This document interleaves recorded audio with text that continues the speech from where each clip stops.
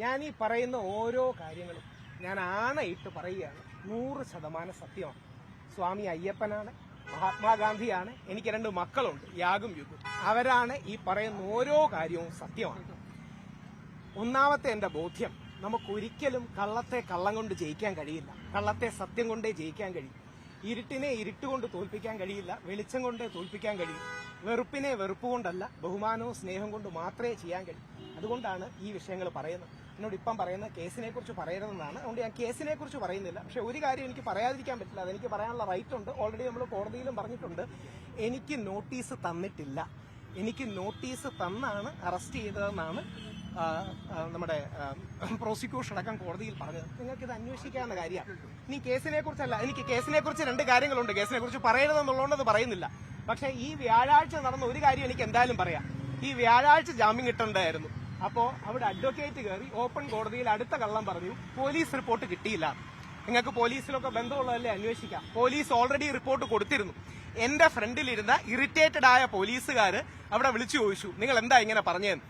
അതായത് എനിക്ക് ജാമ്യം നിഷേധിക്കാനായി. സിമ്പിളായിട്ട് പറഞ്ഞാൽ എലക്ഷൻ കഴിയുന്നത് വരെ എങ്ങനെയെങ്കിലും എന്നെ അകത്തിടണം, ഇത്ര മാത്രമേ ഉള്ളൂ കാര്യം.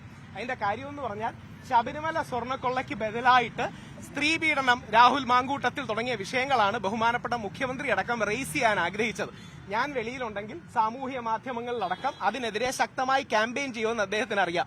അതുകൊണ്ട് എങ്ങനെങ്കിലും ഇലക്ഷൻ കഴിയുന്നവരെ അറസ്റ്റ് ചെയ്തിടണമെന്ന് ആഗ്രഹമാണ്. ഇത് ശരിയാണോ എന്ന് നിങ്ങൾ ഓരോരുത്തരും ചിന്തിക്കണം.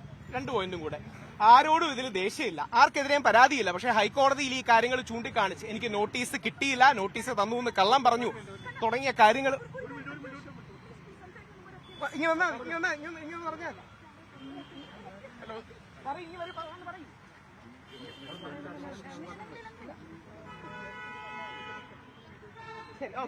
ശരി ശരി ശരി ഓക്കെ ശരി.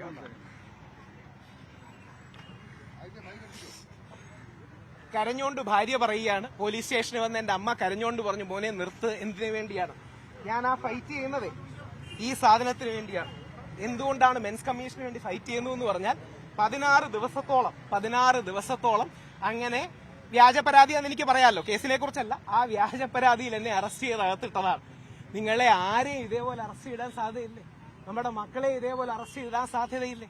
ആർക്ക് വേണമെങ്കിലും ഇങ്ങനെ ഒരു കള്ളപ്പരാതി എടുത്തൂടെ? ഇനിയും വൈഫ് ഒന്ന് പറഞ്ഞുകൊണ്ടാണ് കൂടുതൽ പറയാത്തത്.